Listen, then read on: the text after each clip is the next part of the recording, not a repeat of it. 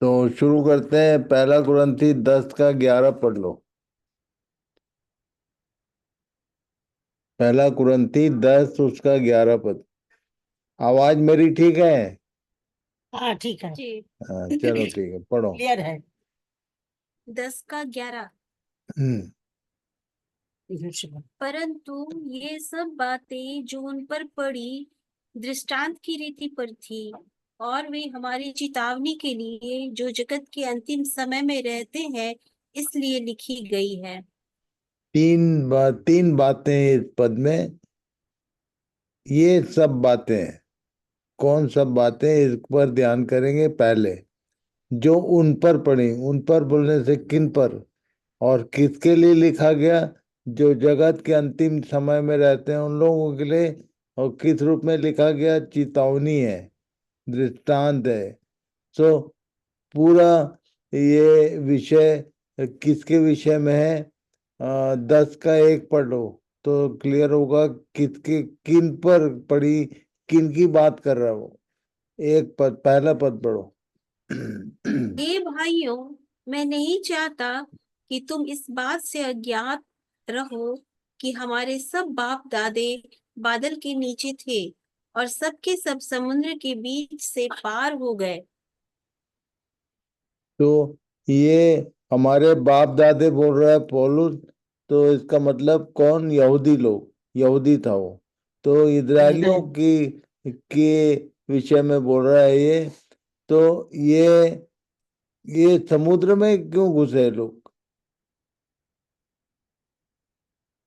समुद्र वो लोग आ रहा था पीछे से, मिस्री सब, इसीलिए मिस्री मोशी सब क्यों इनके पीछे आ रहे लाठी से थे? आघात किया।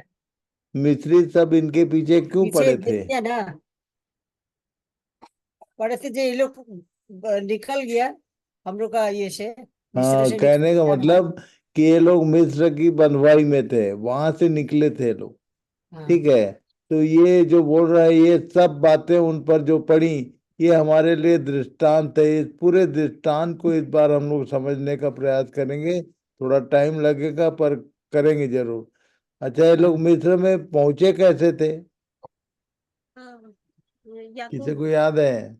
ये गए थे वो लोग अनाज लाने, हाँ, अनाज लाने गए थे। यू, यूसुफ गया था यूसुफ। सबसे पहले वहां पर बंधुआई होकर। यूसुफ। श्राप मिला था ना पहले तो। हाँ, सब लोग इसी बात पर ध्यान करें कि ये लोग उन पर जो बातें पड़ी बोलने से इतिहास पूरा देखेंगे हम लोग कि आखिर ये लोग मिस्र में पहुंचे कैसे, वहां गुलाम बने कैसे। और ये लोग भजन से 105 उसके 11 पद को पढ़ो जरा, क्या लिखता है? भजन संहिता 105 उसका 10 और 11 पढ़ लो।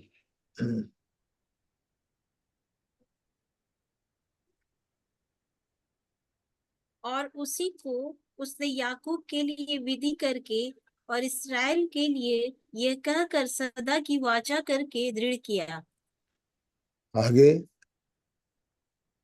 कि मैं कनान देश तुझी को दूंगा, वो बांट में तुम्हारा नीज भाग होगा। पढ़ते जाओ।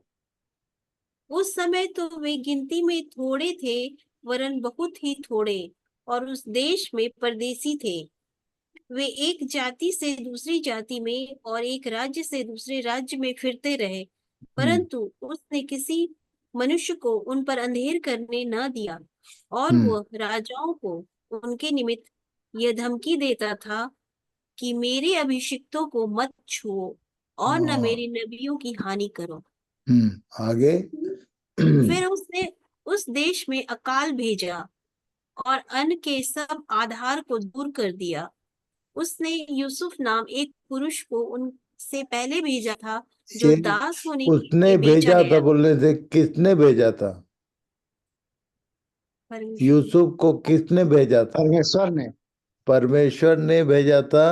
और कैसे भेजा था? उसके भेजने का तरीका क्या था? फिर से पढ़ो इसी लाइन को। दास के रूप में भेजा था, वो लोग हाँ, खरीद लिया था जो लोग जा रहा था। पढ़िए पढ़िए उस लाइन को। लो, लोगों ने उसके पैरों में बेड़ियां नहीं डालकर नहीं, उसे उसके किया। पहले जो पढ़ रहे थे उसी को पढ़ो। उसने यूसुफ नाम एक पुरुष को उनसे पहले भेजा था, जो दास होने के लिए बेचा गया था। जो दास होने के लिए लोगों बेचा गया था, किन लोगों ने बेचा था उसको? भाइयों ने। उसके अपने भाइयों ने उसको बेच दिया। ठीक है। और एक व्यापारी के हाथ में बेचा। और तब उसका पूरा इतिहास यदि ध्यान से पढ़ोगे तो ये व्यापारी ने उसको वहां ले जाके बेच दिया मिस्र में। कौन खरीदा था इसको? बातें नहीं पोतीफर। समझते। पोतीफर साफ नहीं आ नाम के रहा। एक जो उनका गवर्नमेंट का ऑफिसर था, उसने खरीदा। ओके। फुटी भर। तो पोतीफर। ओके, पोतीफर ने खरीदा। ये पूरा इतिहास हमारे लिए दृष्टांत है, इसलिए ये पूरा ध्यान करेंगे तो समझ में आएगा कि हुआ क्या था। ठीक है।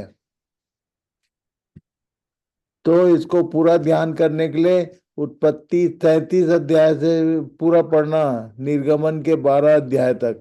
ये रहेगा होमवर्क सबके लिए। इसको धीरे धीरे समझेंगे। ये पूरा इतिहास क्यों जरूरी है? क्योंकि इनमें हमारे लिए बहुत सारी चेतावनियां हैं, इसलिए इसको ध्यान करना जरूरी है। एक बार फिर से पहला कुरिन्थी 10 का 11 पढ़ लो। क्यों इन सब बातों पर ध्यान करना जरूरी है? ये बातें लिखित में हमारे पास बाइबल के रूप में इसी कारण से है कि हम इन बातों को ठीक से समझें, ध्यान करें और चेतावनियों को प्राप्त करें। पढ़ो पहला कुरिन्थी 10 का 11 एक बार और पढ़ो। अच्छा, वो स्मृति तो आउट हो गई।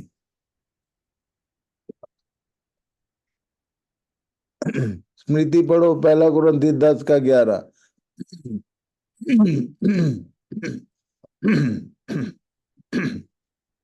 उत्तम तुम पढ़ दो।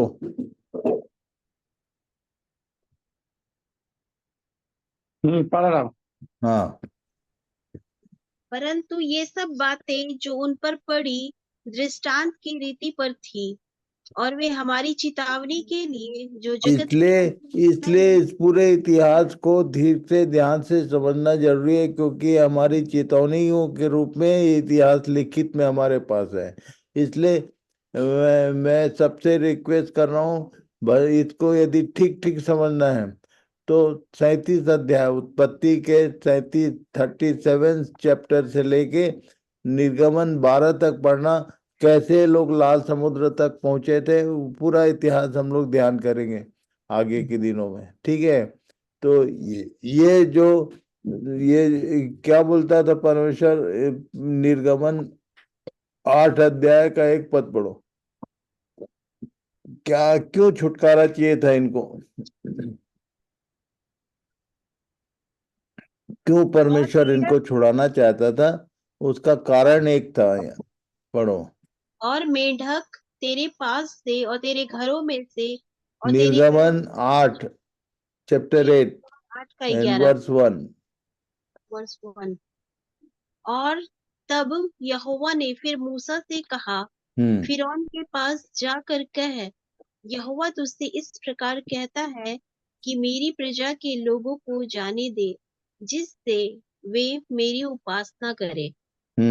तो ये लोग ये वो बार बार बोलता था फिरौन, ध्यान से पढ़ोगे तो, कि यही कर लो ना, तो वो बोलता था नहीं नहीं, यहाँ नहीं, इनको जाने दे, ये पहाड़ में जंगल में जाके करेंगे। 5 का 1 पढ़ो, 5 अध्याय का 1।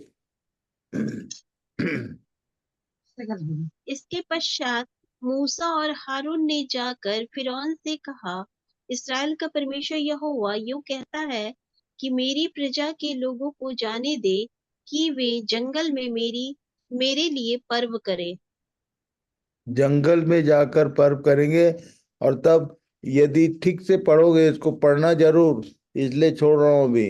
इसको पूरा पढ़ोगे तो समझ में आएगा कि फिरौन और मूसा, ये इजरायलियों के विषय में क्या क्या बातें उनके बीच में होती थी।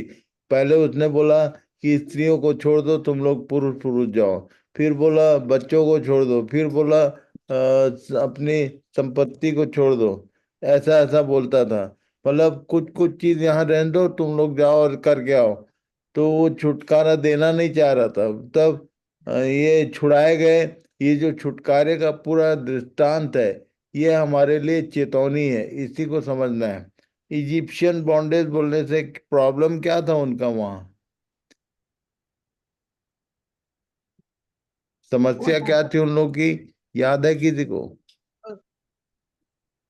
उन लोग को समाज ये लोग ईंटें बना परमेश्वर का उपासना नहीं कर रहे थे।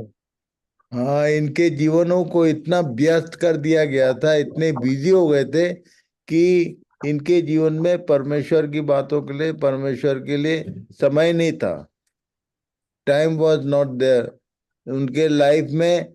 परमेश्वर की स्तुति आराधना करने का समय नहीं था। इसी के लिए परमेश्वर छुड़ाना चाहता है। ये हमारे लिए क्यों चेतावनी है? आज के दिन ध्यान करो, हम लोग के जीवन, हमारे भी काम, वर्किंग एरिया ऐसा, वर्कलोड इतना है हर एक के जीवन में।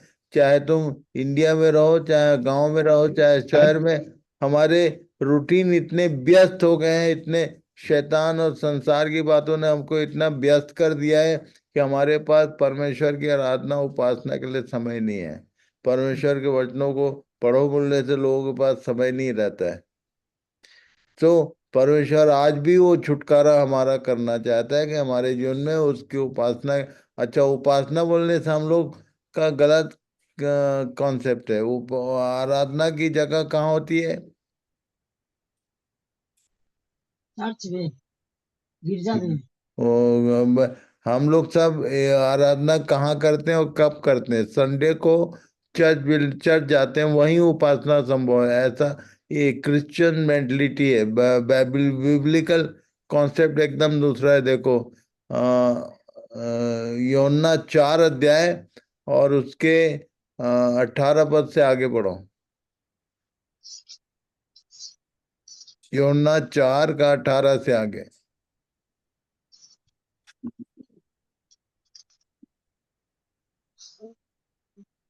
क्योंकि तू पांच पति कर चुकी है और जिसके पास तू अब है वो भी तेरा पति नहीं। यह तूने सच कहा है। स्त्री ने आगे उससे आगे कहा, पढ़ लो। हे प्रभु, मुझे ज्ञात होता है कि तू भविष्यवक्ता है। हमारे बाप दादों ने इसी पहाड़ पर भजन किया और तुम कहते हो ये कि अभी तक पानी और बाल्टी की और पानी पिलाने पीने की बात कर रही थी, पर जैसे ही उसको समझ में आया कि ये आम आदमी नहीं है, उससे अभी तक वो आम आदमी समझ के बात कर रही थी। पर उसको जैसे ही समझ में आया कि ये तो अभिषेक जन है, भविष्यवक्ता है, तो उसको उससे अपने मन की बात पूछा उसने, आराधना से संबंधित। देखो आगे क्या लिखा है। हमारे बाप दादों ने इसी पहाड़ पर भजन किया और तुम कहते हो कि वो जगह जहाँ भजन करना चाहिए यरूशलेम में है। यीशु ने उससे कहा, मतलब हे नारी, ये पहले के लोग जंगल में उपासना करने के लिए छुड़ाए गए थे और वहीं किया, ये उसी को कोट कर रही थी। पर तुम जो यरूशलेमी यहूदी लोग हो, तुम बोलते हो कि यरूशलेम में मतलब मंदिर में भजन होना चाहिए। ये कौन, ये उनके बीच का क्वेश्चन था। यीशु ने आंसर क्या किया आगे? यीशु ने उससे कहा, हे नारी, मेरी बात की प्रतीति कर कि वो समय आता है कि तुम ना तो इस पहाड़ पर पिता की का भजन करोगे, ना यरूशलेम में।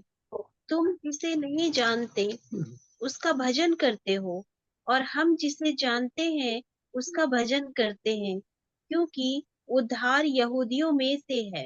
ये परंतु 23 और 24 पद को अंडरलाइन कर लेना। 24 पद को पढ़ो जरा आगे। परंतु वो समय आता है, वरन अब भी है, हम्म जिसमें सच्चे भक्त पिता का भजन आत्मा और सच्चाई से करेंगे। ये कौन सा वर्ष है? 23। 23। इसको इंग्लिश में भी पढ़ो। पिंको, इंग्लिश में पढ़ सकते हो तो पढ़ो।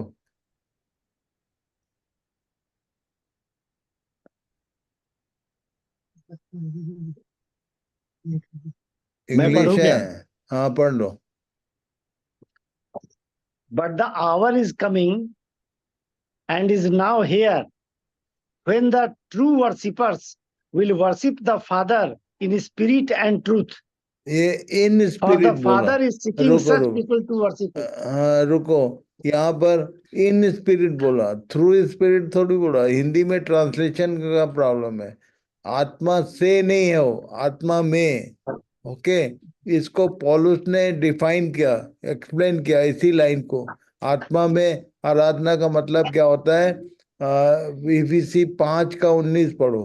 इफिसियों की पत्री 5 अध्याय उसका 19।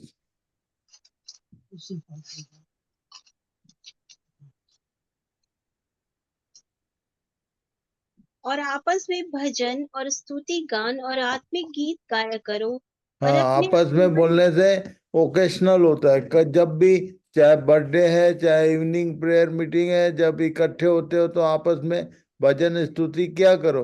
पर आगे क्या लिखा है? और अपने अपने, अपने मन में प्रभु हाँ, के सामने गाते और कीर्तन करते ये रहो। कौन करता है? अपने अपने मन में प्रभु के सामने, कहाँ पर? ये इन इन स्पिरिट को पौलुस ने डिफाइन किया, अपने अपने मन में। मतलब तुम्हारे होठों से शब्द निकले, तुमको गाना आए चाहे ना आए, तुम अपने अपने मन में प्रभु के सामने गाते और कीर्तन करते रहो। प्रेजेंट कंटिन्यूस टेंस है।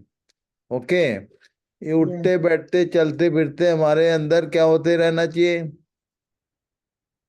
आराधना स्तुति भजन कीर्तन होते रहना चाहिए। अच्छा, प्रार्थना की जगह क्या होती है और कब होती है? हम लोग सुबह और शाम और 12 लंच टाइम पे भोजन के सामने प्रार्थना, ये क्रिश्चियन के ईसाई लोग करते हैं। बाइबल का कॉन्सेप्ट क्या है? इसी का एक पन्ना आगे पलटाओ, 6 अध्याय का 19 पद, 6 का 18 पढ़ो।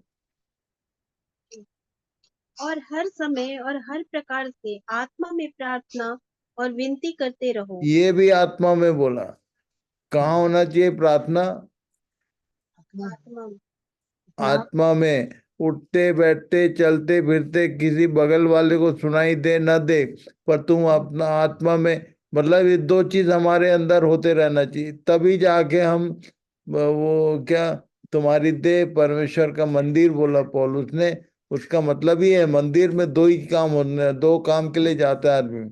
या तो कुछ मांगने जाता है जिसको हम लोग प्रार्थना बोलते हैं, या तो कुछ चढ़ाने जाता है जिसको हम आराधना बोलते हैं। सो आराधना और प्रार्थना दोनों की जगह कहाँ होगी? ये यीशु ने सामरी स्त्री से वही बोला था कि समय अब भी है और आता है, जब समय आएगा कि एक समय आएगा जब लोग कहाँ करेंगे प्रार्थना और आराधना? अपने अपने मन में, अपने अपने आत्मा में। ये करने का समय अभी हम लोग के जीवन में कहीं नहीं है, इजिप्शियन बॉन्डेज। इसलिए उस विषय को ठीक ठीक समझने का हम लोग प्रयास करेंगे आगे के दिनों में। इसलिए होमवर्क रह गए, मैं सबसे निवेदन कर रहा हूँ, दीदी से लेके सब बच्चों को, सब लोग आपस में शेयर करो कि उत्पत्ति 37 से लेके और निर्गमन 12 तक पूरा पढ़ के हम लोग ठीक ठीक समझने का प्रयास करेंगे कि ये जो जो बातें उन पर पड़ी, जितनी बातें पड़ी, जितनी जितने इवेंट उनके जीवन में है, इवन इवन लाल समुद्र को उसने बपतिस्मा बोला, जिसका सीधा संबंध हमारे लोग, हम लोगों के जीवन से है। बपतिस्मा, ये लाल समुद्र मिस्र में होता है क्या? मिस्र से निकलने के बाद लाल समुद्र आता है, या मिस्र से निकलने का बहुत लंबा चौड़ा इतिहास है। मिस्र से निकला नहीं एक व्यक्ति, और आजकल चर्चेज में मिस्र के बारे में मालूम ही नहीं है। मिस्र किसको बोलते हैं?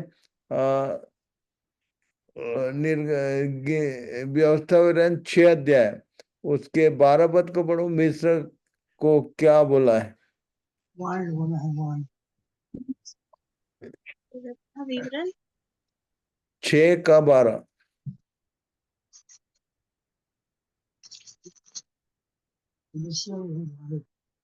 6:12। तब सावधान रहना, कहीं ऐसा ना हो कि तू यहोवा को भूल जाए और जो दासत्व के घर अर्थात मिस्र देश से ये निकाल लाया। मिस्र को क्या नाम दिया है? दासत्व का घर, हाउस ऑफ बॉन्डेज बोलते हैं। अभी हर व्यक्ति हाउस ऑफ बॉन्डेज में जी रहा है, कोई निकला नहीं। किसी के पास प्रभु परमेश्वर के लिए, अभी किसी से भी बात करो, जितने जो पुराने जो बॉन्ड क्रिश्चियन है, किसी के पास परमेश्वर की बातों के लिए समय नहीं होता है। समय समय ये एक लाइन और देखो, यशायाह 55 का एक पद पढ़ो। यशायाह 55 का एक। अहो सब प्यासे लोगों, पानी के पास आओ, और जिनके पास रुपया ना हो तुम भी आकर मोल लो और खाओ।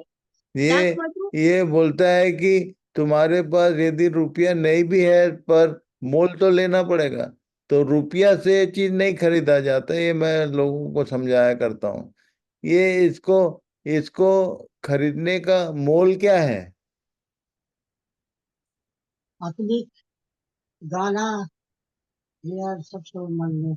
इसको होमवर्क रहेगा, सब लोग थोड़ा ध्यान करो, क्या चीज से ये जो परमेश्वर देना चाहता है वो मोल लिया जाता है।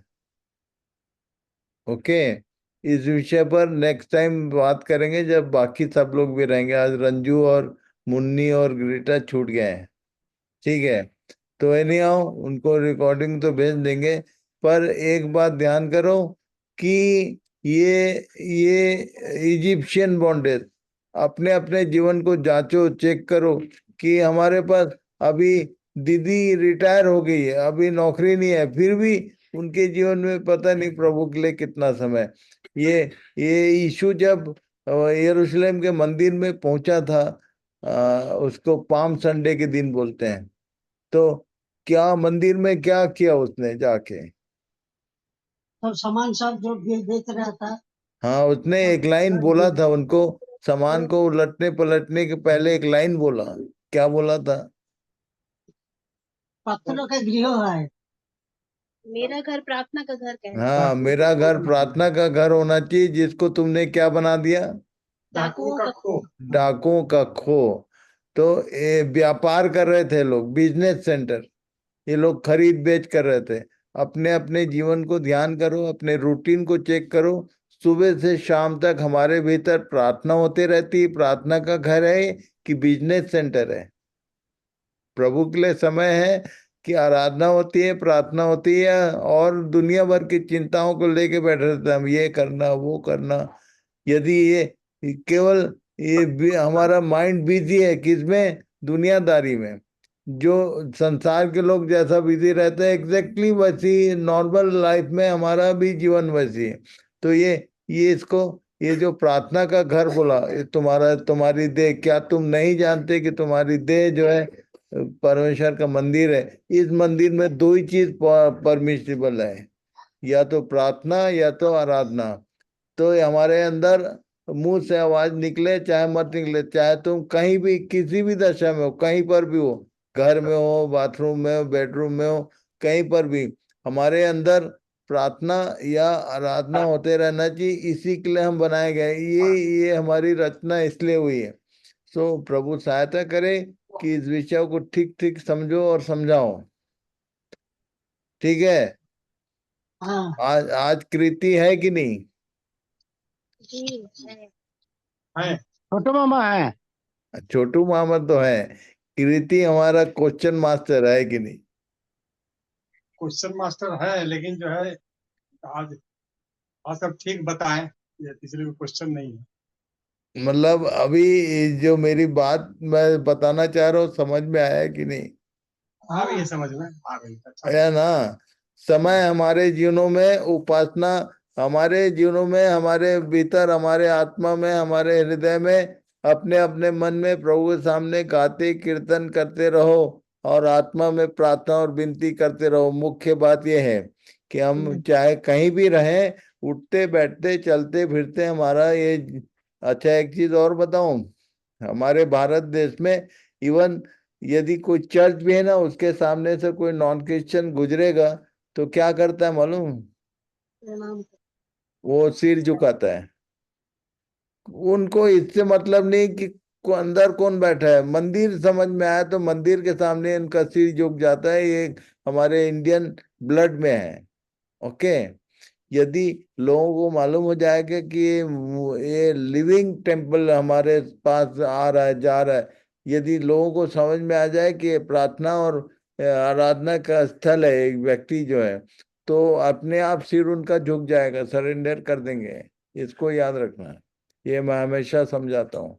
सो केवल दो चीज हमको मंदिर बनाता है, यदि हमारे अंदर प्रार्थना हो रही है और हमारे अंदर आराधना, भजन कीर्तन, प्रभु का स्तुति धन्यवाद अंदर अंदर चलते रहना चाहिए, उठते बैठते।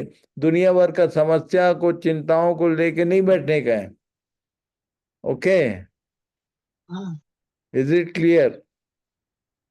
वो एकदम क्लियर है और ईश्वर की कृपा से करते जाते हैं।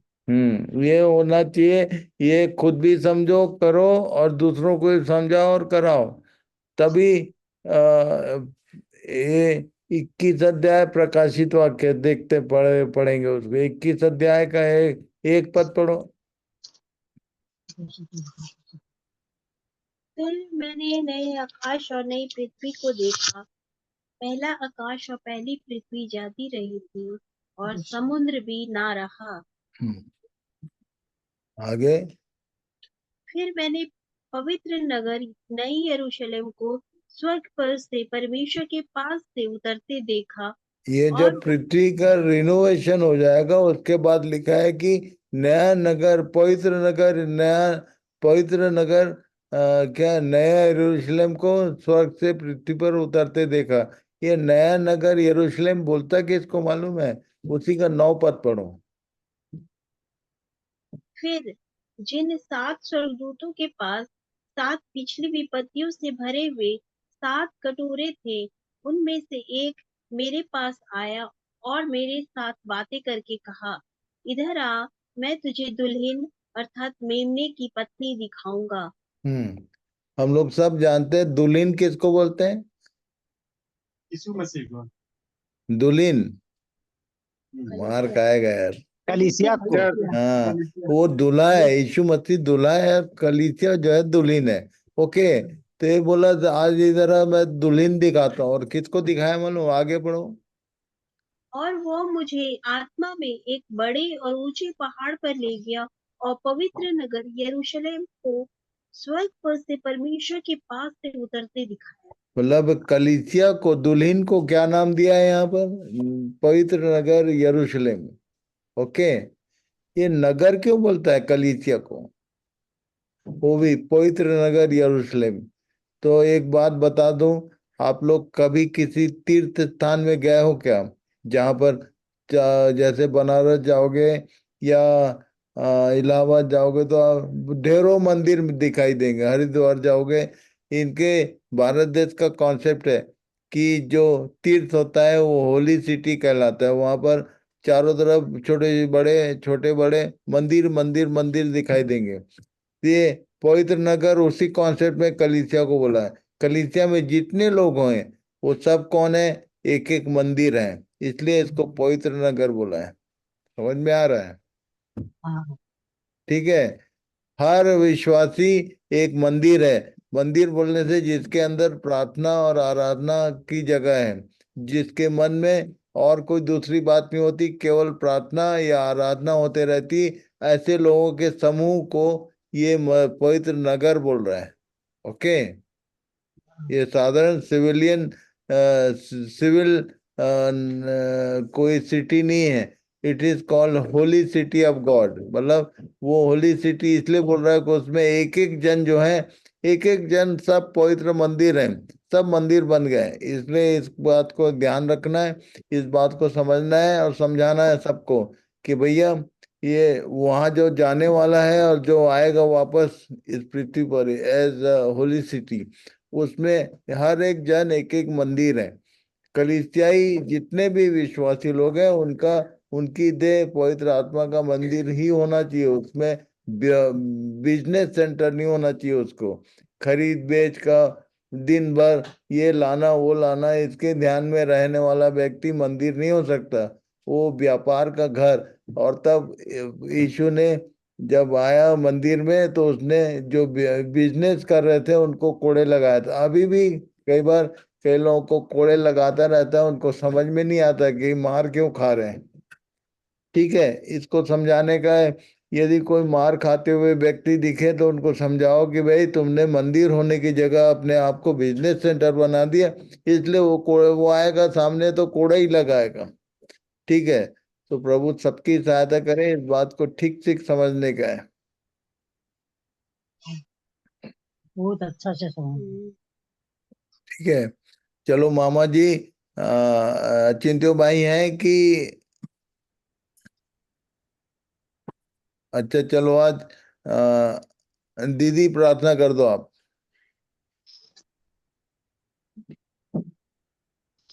प्रीतिम मम्मी से बोलो प्रार्थना करेंगे। पवित्र पवित्र पवित्र प्रभु, করুণাময় সৃষ্টিকর্তা, উদ্ধারকর্তা, যার শুরু নাই এবং শেষ নাই, সেই প্রিয় পিতার সামনে আমরা এখন বসে আছি। ও দয়াময়, প্রতিদিন তোমার কাছে আমরা বসি এবং এখন যেমন আমরা ফ্রি আছি, তখন আজও আমি শেখর বাবুর জন্য প্রার্থনা করছিলাম যেন তিনি আসেন এবং যে দুটো কথা বলেন সেটা আমরা যেন বুঝতে পারি। কারণ অনেক জিনিস আছে যে বাইবেলের আমরা তার নিগূঢ় তত্ত্ব বুঝতে পারি না। ও দয়াময়, অসংখ্য ধন্যবাদ এই মিটিং এর জন্য। দয়াময়, আর বিনতি করি আমি যে আমি চাই, আমি, তুমি জানো পিতা, যে এত বছর বাঁচিয়ে রেখেছো শুধু শুধু আমার মা বাবার জন্য। যে মা বাবা, আমার মা রুটি বানাতে বানাতে আমাদের সমস্ত পদ, 18 পদ আমাদের দাঁড়িয়ে আমরা কণ্ঠস্থ করে বলতাম, যে পদ এখনো আমার সম্পূর্ণ, আমরা সমস্ত তাকে রিভিশন করতে থাকি। পিতা তুমি জানো, এই সমস্ত তুমি দেখেছো, সেজন্য এই সমস্ত ছেলে মেয়েকেও আমি শিক্ষা দিতে থাকি যতটা পারি, যেন তোমার বাক্যে যেন চলে। দয়াময়, এবং ধন্যবাদ করি যে শেখর বাবুর জন্য। ও দয়াময়, তুমি এত বড় বিমারির মধ্যেও তুমি আশ্চর্যভাবে শক্তি দিয়ে চলেছো, যে এখনো তিনি এত ভালোভাবে নিগূঢ় তত্ত্ব সমস্ত প্রকাশ করছেন এবং ক্লিয়ার করছেন। সেটা সকলের জন্য কত কত দরকার এই সময়, কারণ একদম শেষ সময় এটা পিতা। আমরা জানি যে কোনো সময় প্রভু আসছেন এবং যার মৃত্যু হয় সেটাও হচ্ছে তার আগমন। তাই প্রভু, আমরা যেন সচেত থাকি এবং যা পড়ছি আর যা শুনছি সেই মতো চলতে পারি।